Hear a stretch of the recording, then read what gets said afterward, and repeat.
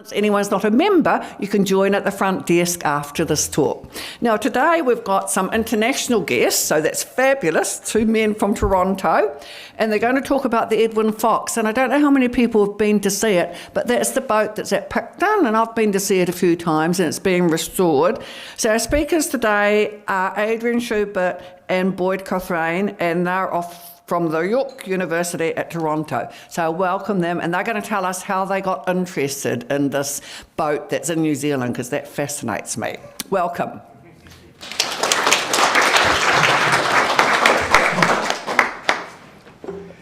Thank you so very much for that excellent warm welcome, and thank you all so very much for coming out on this morning to hear us speak about the Edwin Fox. My name is Cothran, and this is my colleague Adrian Shubert. And we wanted to start off by just asking, how many of you have seen the Edwin Fox? Okay. Shame on you. Excellent. I should have asked who hasn't seen the Edwin Fox. You might imagine we don't get that kind of response when we present in Toronto. And how many of you have a personal connection with the Edwin Fox? Okay. Excellent. 3 or 4. All right. Got a couple of you. Well, we will be particularly interested perhaps in the question and answer period afterwards, or even after the talk, to hear from you and to hear some of your personal stories as well.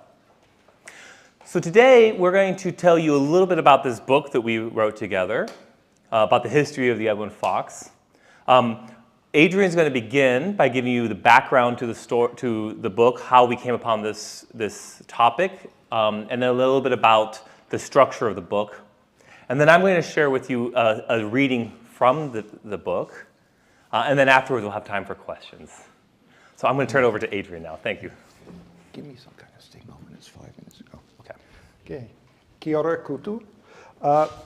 Moira asked us how it is that 2 guys from Canada get interested in the Edwin Fox. And I didn't give her the answer because I'm going to give it to you now. And it's a total one of those very happy accidents that happen in life.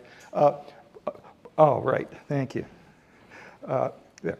So Boyd is a historian primarily of the United States, and I'm a historian of modern Europe, primarily Spain. And the Edwin Fox had virtually nothing to do with either of those places. But this book began, the idea for this book began at about 3 in the afternoon, New Zealand time, in Picton on the 22nd of March, 2017. It's not very often one can be that precise about when a project starts. And my wife and I were on a month-long visit to your wonderful country, and we figured it was going to be a once-in-a-lifetime visit. You know, we were here for a month and traveling around, and figured this would be the only time. Well, now this is our 3rd visit. So, and at one point we came to Picton and we went to see the Edwin Fox Museum.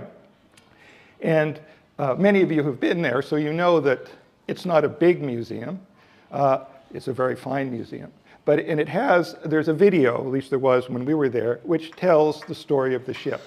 And it explains how the ship was built in Calcutta in 1853, and then it made this voyage and that voyage. And it tells sort of a narrative of the ship. And as I was listening to this, I was getting more and more excited, and when it was over, I turned to my wife, Paula, and I said, if it hasn't been done yet, there's a book here. And the core of the book was something that the video didn't say, is that if you put all of these things that the ship did together, they are many of the components of an intense process of globalization that took place between about 1850 and the First World War, which essentially corresponds to the lifespan of the ship. And for those of you who might not know, that period of globalization was unprecedented in human history and the most intense globalization that had taken place before that, the one that we have lived through the last 30 years or so. So that is how 2 guys from Toronto came to, well, I should say, I wasn't sure if this was a brilliant idea or kind of totally crazy one. So I got back home and I started asking my colleagues in the history department what they thought of it. And they all said, well, this is really great. And then Boyd, with whom I'd done a project before, went one step further and said, this is really great, can I do it with you? So off we went, and here we are. So why we think this book is important. Now, the Edwin Fox was, in some ways, a totally anonymous ship. It was ordinary, it was average in every way. It was average in size for the time it was built. It was average in the speeds with which it could travel. It didn't stand out, it never caught anyone's attention much. It was sort of a workaday vessel, right? Sort of like the sort of white vans that we see so often on our streets that we couldn't identify one from the other. What it was not one of the sexy clipper ships like the Cutty Sark you see here. The clipper ships were the sort of really big names of their day. People would bet on how long it would take one of these ships to get from China to London, for example. But the thing about the clipper ships was while they were fast and while they were sexy, they really weren't that useful. They were only good for one thing, and that was to carry relatively small quantities of high-value product at great speed. And in those days, the 1840s, 50s, and 60s, which was the heyday of the clipper ships, there were really only two products that met that description. One was tea, and the other was opium. Now, the Edwin Fox,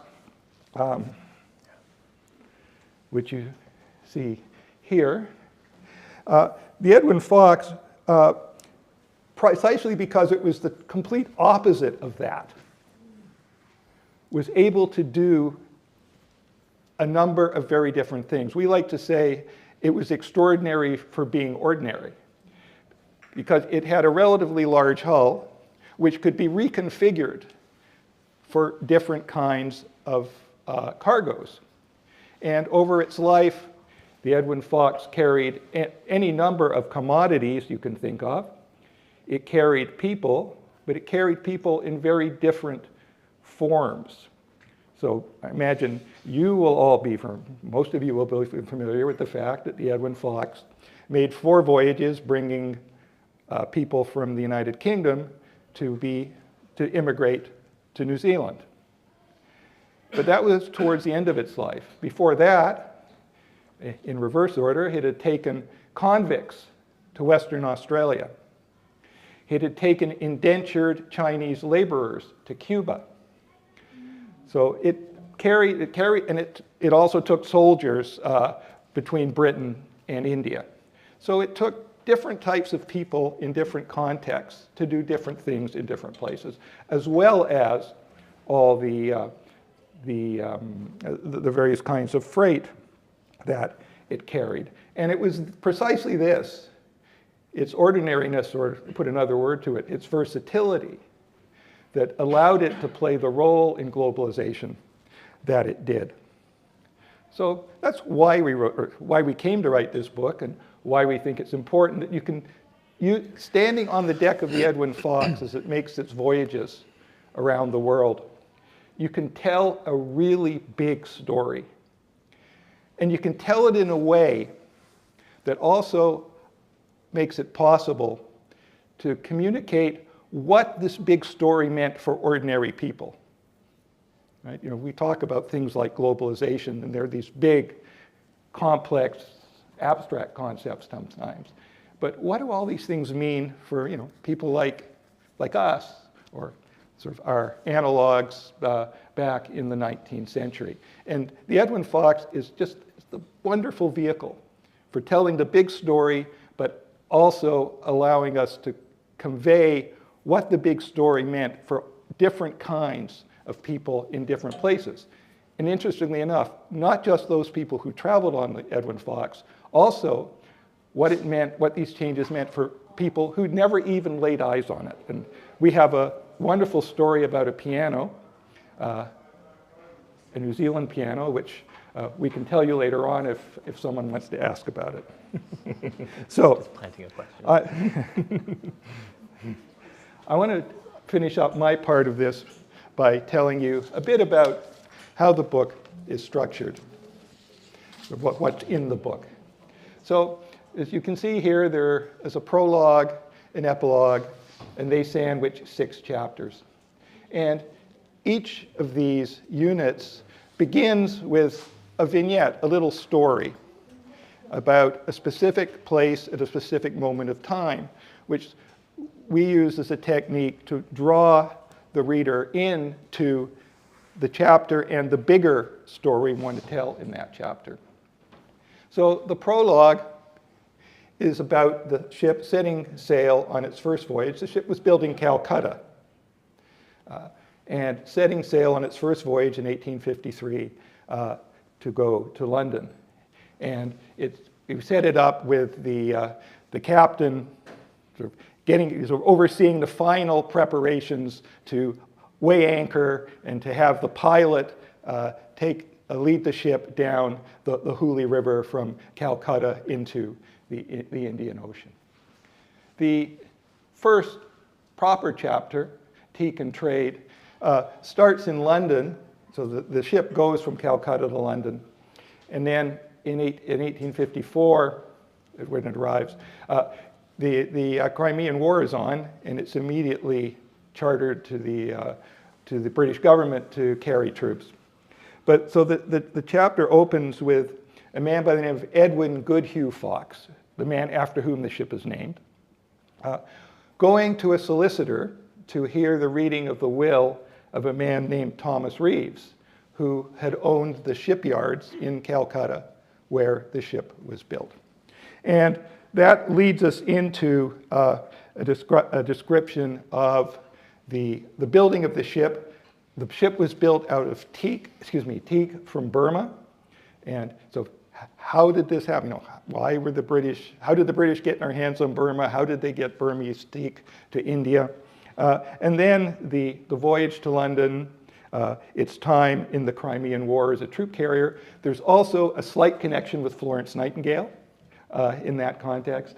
And its release back into civilian life after the end of the Crimean War, and its first civilian voyage back to Australia and then on to Southeast Asia.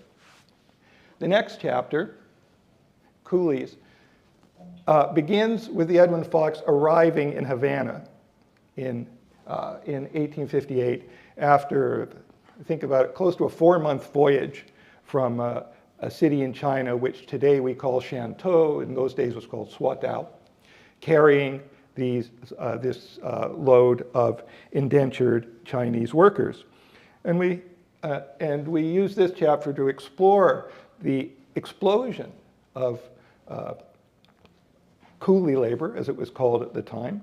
I think people are more familiar with that in the context of British colonies like Mauritius and the Caribbean rather than Cuba.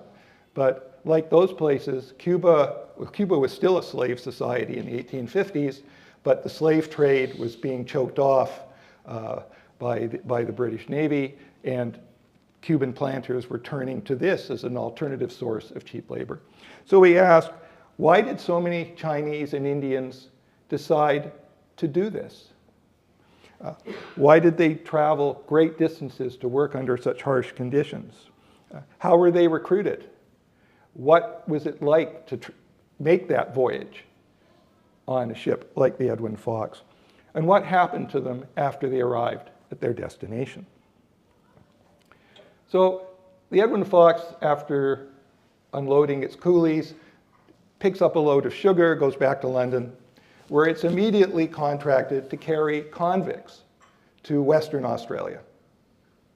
And the chapter begins in Fremantle, which is the port of Perth.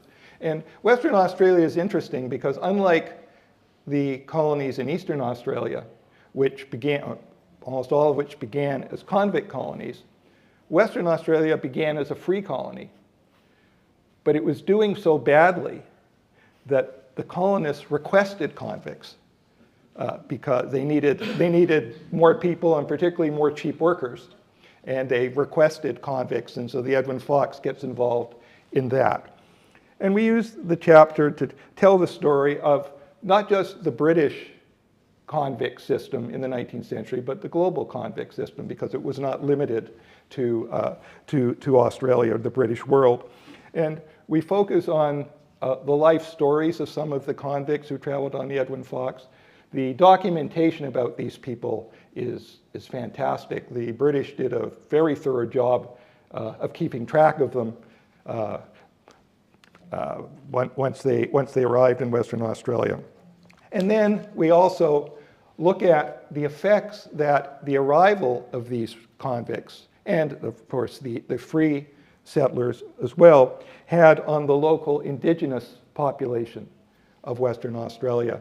And Boyd, in his previous life, was a specialist in what in the United States they call Indian history. And that training came in really beautifully in this to set up the parallels, I think really wonderful parallels between convict labor and the increasing incarceration of Aboriginals in that territory. The next chapter covers about a decade, or 13 years actually, in which the Edwin Fox carries all kinds of commodities, all kinds of freight to many places around the world. But this is also a period in which life is becoming more difficult for sailing ships. Steamships are becoming more prominent. The Suez Canal is opened, which of course radically cuts the time between Europe and the Indian Ocean world. But the sailing ships can't use the Suez Canal. But owners find niches for their ships. And in the case of the Edwin Fox, the owner changed the rigging of the ship from a fully rigged ship to a bark. And what really matters about that is that with bark rigging, you could crew the ship with about half as many men. So it was, downsizing, something we're all familiar with in our times. And also different kinds of economic activities. The Edwin Fox spent a lot of time doing what was called the country trade in India, which is basically sailing down ports in the Indian coast, picking up various cargoes, and then taking them to a major hub where they would be put onto a steamship to be sent back to Europe. And the next chapter then brings us to the next three chapters of the book deal primarily with New Zealand. The first of them, Emigrants, starts in the Emigrant Depot in Plymouth, UK, which is where the people who were emigrating to New Zealand and to Australia would go and spend their time until the ship they were sailing on was ready to leave. And it provided a wonderful opportunity to just talk about some of the people who were there, maybe why they were there, what happened to them when they were there, and then them boarding their ship, as emigrants frequently referred to it, and of course in this case the Edwin Fox. And we use, and this was the first of, the Edwin Fox made 4 voyages here with immigrants between 1873 and 1881 as part of Julius Vogel's sponsored immigration program. And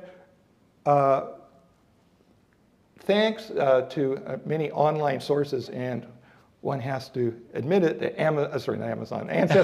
Ancestry.com, we were actually able to find out a lot about some of these people. We started with passenger lists from the Edwin Fox, but then we're able to flesh out some of the life stories, and even in a couple of cases, contact descendants who had put up family trees and other things.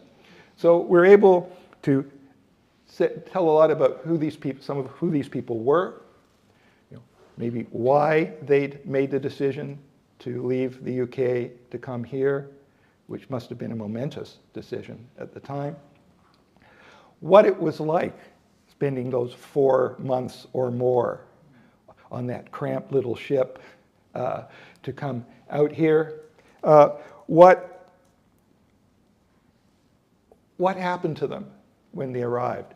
Did New Zealand give them the life, or could they find the life here that they had been looking for when they left home? In some cases, in many cases, they did reasonably well. In some cases, they did spectacularly well. But of course, there are other cases where they did, they might have just as well stayed back home.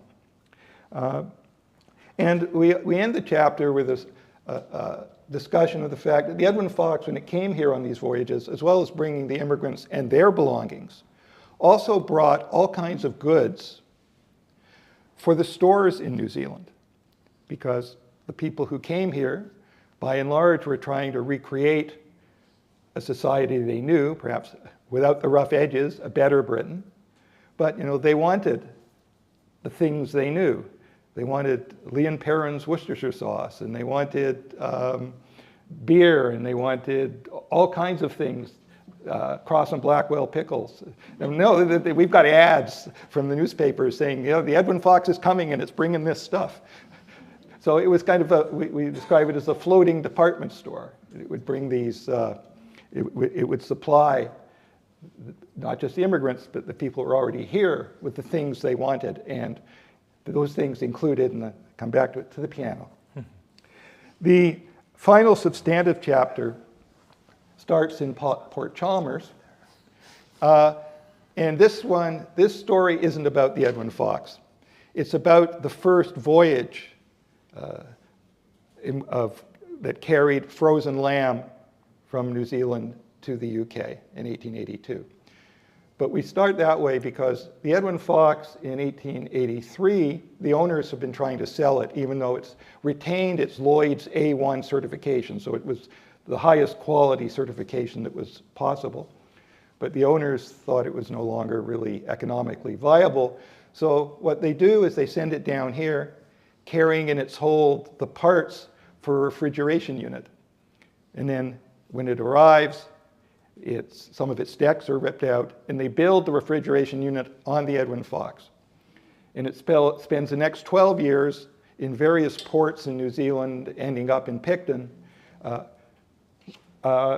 basically freezing lamb carcasses, and storing them, and then they're transferred onto steamships, which were sent to the UK. So even when it's not working as a sailing vessel anymore, it's still contributing to another element of globalization, which is incorporating New Zealand, which admittedly, in the end of the 19th century was a very remote place, into this globalized food web where food from all over the world is becoming available, at least in Great Britain. And then we end our epilogue in Picton in 2019, which was when we did our research trip for the book. And we described crossing on the ferry from Wellington to Picton, and how as you get at a certain point, you can see in the distance the words Edwin Fox Museum in big letters on the roof of the building. And then describe what happened to the ship after it had basically been abandoned in Picton Harbor, just totally left to rot, rediscovered by some far-sighted local heritage enthusiasts who were able to raise the money to raise the ship, have a dry dock built, and a museum set up. And we end with that, but we also end with, here's the Edwin Fox, having been abandoned for all these years, even in 2019, and of course even today, as a tourist attraction. And they get about 18,000 visitors a year, contributing to the globalization of our day, because of course global tourism is perhaps the signature industry of our time. And again, particularly in this country where tourism has just exploded in the last, I don't know, 10, 15 years or so. You have a very real experience of that. So that's that's a quick tour through our book, how we came upon the subject, why we think it's important, how we've tried to do it. I'm now going to turn it over to Boyd to give you a reading so you'll have a flavor of what the book's like. All right. So as Adrian mentioned, the passage I'm going to read for you all is from the chapter on the immigrants. And the Edwin Fox made 4 immigrant voyages to New Zealand. The first was in 1873 to Lyttelton, where it returned with a second voyage in 1880. Then it also went to Wellington in 1875 and to Nelson in 1878. And the Edwin Fox did actually make one additional voyage to Dunedin in 1881. Didn't bring settlers on that voyage, but it brought supplies and commodities for them. So how did the settlers who traveled on the Edwin Fox fare in their new home? Did the colony of New Zealand give them the better life they were hoping for? Most found work immediately. As the quarantine of the 1873 passengers was coming to an end, the Lyttelton Times announced that the immigrants were well adapted to the requirements of the province and would be open for engagement at the barracks the following day. The immigration officer, J.E. March, was less complimentary, describing them as not on a whole equal in physique to previous shipments. Even so, almost all were disposed of the first day the barracks were open for engagement, and the remainder within a few days. Frederick Ongley arrived from the quarantine island to find no end of people there for servants, and found a job as soon as he got off the boat. Even before the Edwin Fox arrived in Wellington in 1875, the local press published lists of the immigrants by occupation and called on potential employers to submit their requests to the head of the immigration depot. The immigration department would pay the transportation costs of anyone hired in rural areas. All the single women and nearly all the married couples were hired almost immediately. That they were of a superior class, being West Country agricultural laborers, undoubtedly helped. The same was true following the 1878 voyage, with almost all finding work quickly, the single women hired within hours of landing. Some prospered in their new land. Samson Rowe and his family were among them, although Clara, the youngest daughter, died 8 years after they arrived. Samson started out doing contract work in Wellington before setting up as a produce merchant on Cuba Street in 1883 with his 2 oldest sons, Frederick and William. Samson retired in 1894 to take up farming in the Hoot Valley, where he was elected to the borough council. He was also widely recognized as an authority on draft horses and was consulted as an expert by agricultural societies across the country. He died in October 1909, shortly after he and his wife Elizabeth had celebrated their golden wedding anniversary. She survived him by 14 years, and they are buried along with Clara in Bolton Street Cemetery in Wellington. John O'Donovan also thrived. He made the journey to join his brother, a contractor in Westland on the South Island, but he joined the police force shortly after arriving. His long career took him through a series of postings and promotions and culminated in him serving as police commissioner of Wellington from 1916 until his retirement in 1921. Andrew King, who met his future wife, Honora, on the 1875 voyage, went from being a carpenter to a successful builder of houses in Wellington. He then went north to the Maori area of South Taranaki on the North Island, quote, to clear land for the early settlers. Honora survived him by 30 years and appears in New Zealand directories as a farmer well into her 70s. Frederick Ongley found success of a different sort. He converted to Catholicism to marry an Irish immigrant, Mary Ann Mullen, and they had 11 children. Frederick worked as a gardener, the same occupation he had practiced in England, but many of his children had spectacular careers. His firstborn, Frederick William, became a lawyer and then a judge. The next, Arthur, was a Crown prosecutor and served as mayor of Palmerston North. He also played both cricket and rugby for New Zealand. Montagu became a distinguished geologist and a fellow of the Royal Society of New Zealand. Patrick Augustine, a lieutenant in the Otago Infantry Regiment during World War I, was killed in action in France in August 1918. One daughter, Dorothy Rose, became a nun. His youngest child, Esther Ellen, studied law at the University of Otago and was the 8th woman admitted to the New Zealand bar. Now some, probably most, found good if not spectacular lives. Annie Scarlifi, the youngest settler on the 1878 voyage, falls into this category, although her early days in the colony of New Zealand were almost tragic.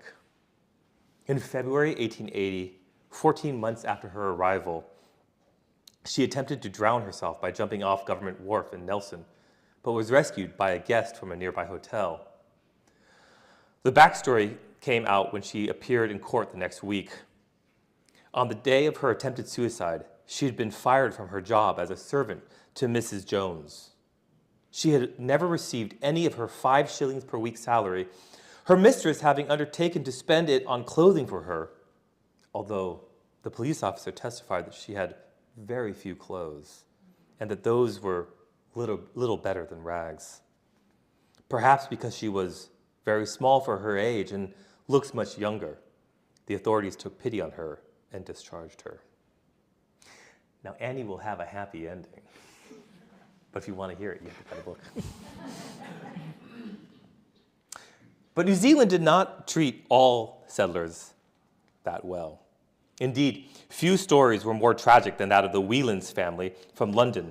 James, a carpenter, his wife, Dina, and their 6 children who had traveled on the Edwin Fox in 1875.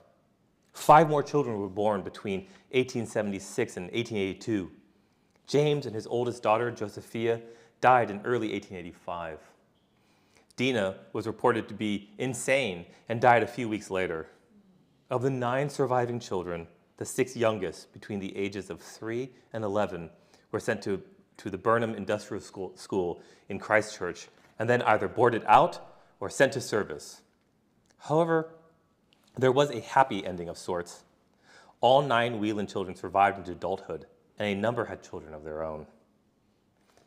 Now, one passenger who traveled on the Edwin Fox in 1878, Margaret William Hawkins, left an important trace in the historical record. Life in the colony of New Zealand started rockily for her and her husband, John. 2 months pregnant when she boarded the Edwin Fox, Margaret was unwell for most of the voyage and had to be carried off the ship when it arrived in Nelson. The Hawkins' first position was on a farm in Richmond, 13 kilometers from Nelson, but they soon left because of the primitive living condition there. A hut with no conveniences to live in, with a camp oven over the open fire on which to cook. From there, the couple went to Reefton in the Inagahua goldfields, 200 kilometers to the southwest. John went first and Margaret followed. They would have traveled by coach along the windy, hilly road that crossed numerous rivers.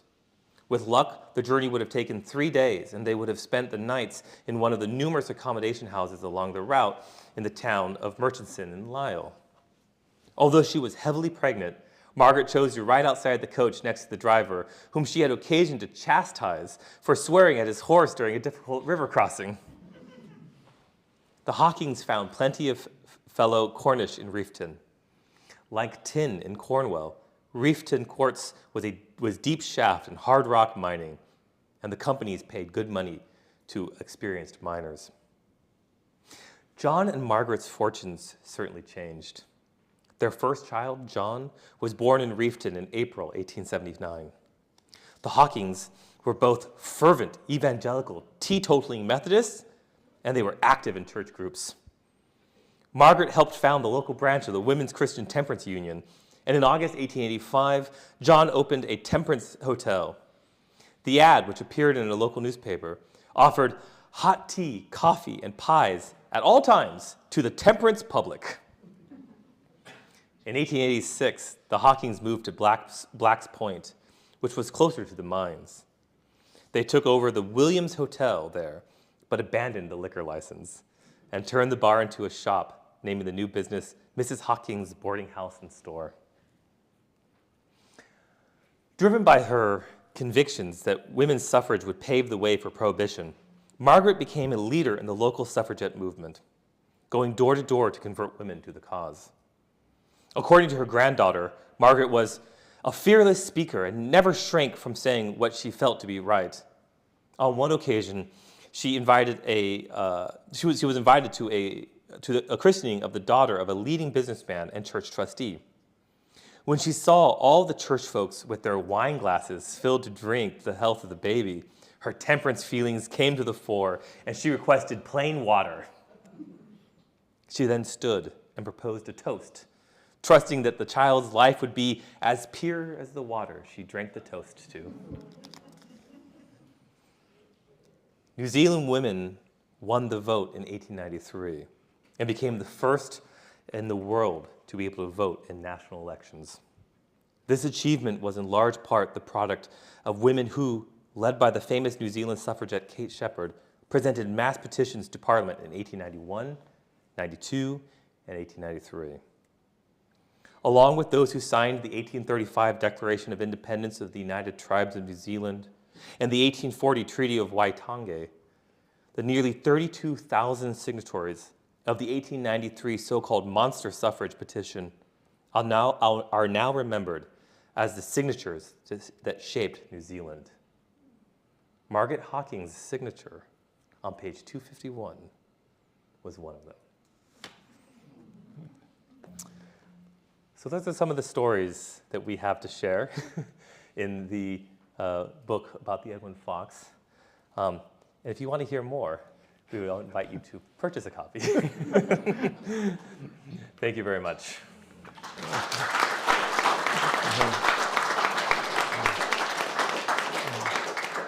Now at this point, I think we have time for some questions, right? I don't have my watch with me. What time is it right now? 8 minutes. 8 minutes, okay. So, any questions? You had a slide that you just flicked over. Yeah. Can we see that? Sure. Oh. So I'll show you, this one is the one, the reading was supposed to go in the middle of the chapter descriptions, but this is a picture of the ship when it's in its freezing stage. This is the Edwin Fox lined up right here, and they would have been bringing carcasses on board the ship to freeze in its deep cool trunk down there.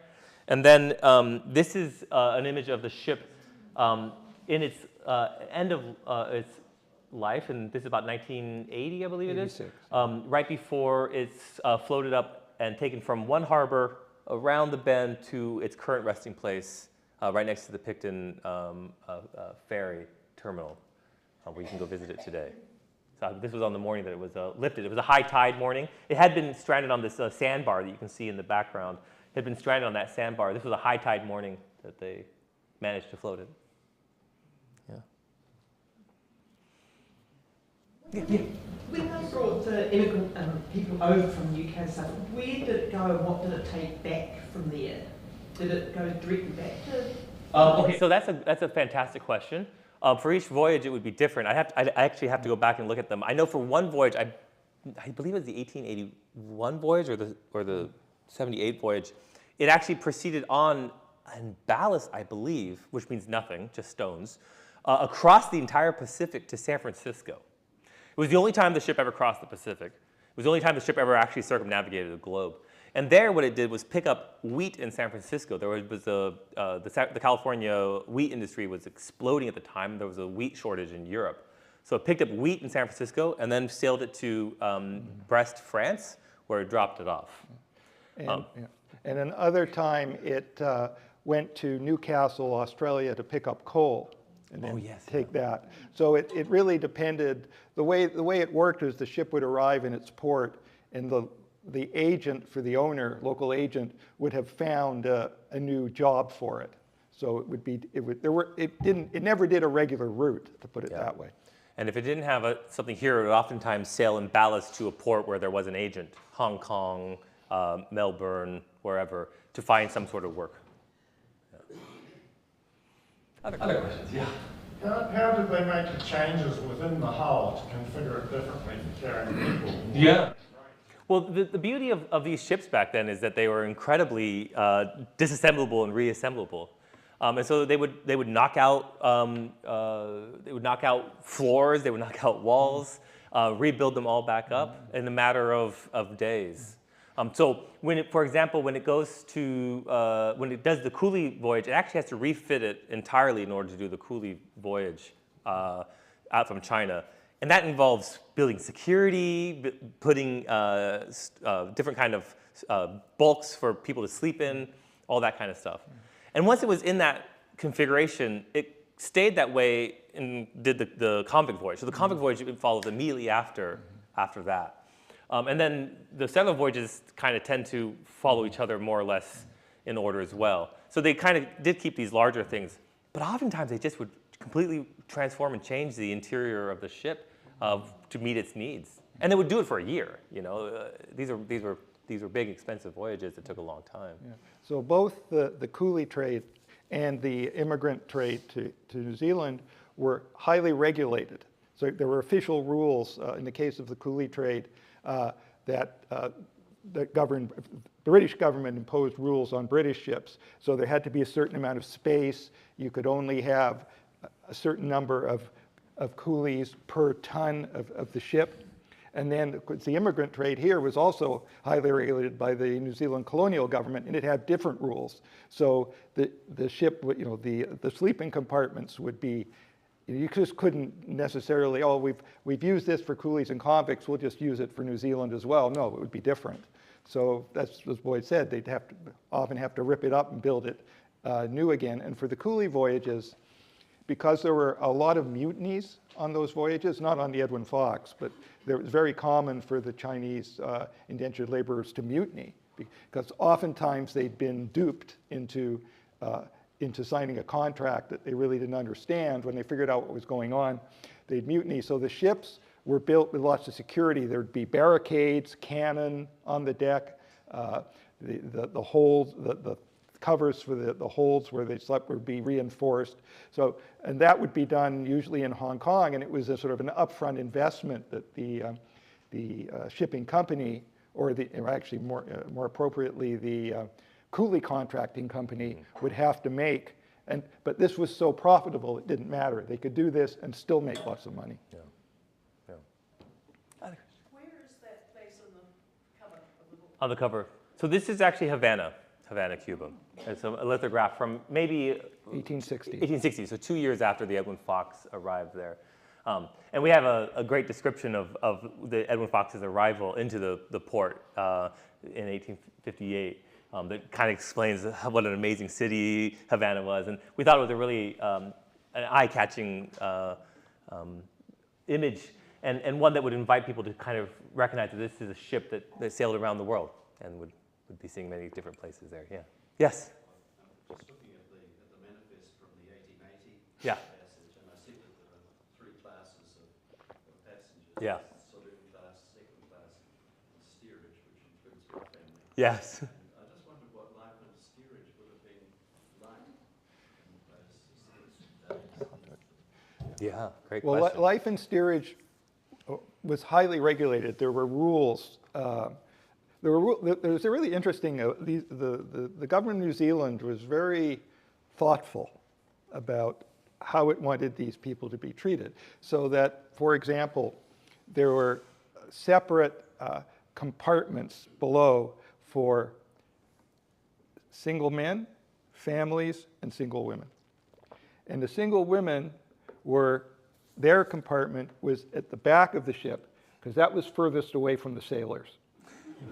And every ship had to have what was called a matron, who is usually often one of the immigrants, but there were actually people who seemed to make a job out of this, maybe a little bit older than many of the others.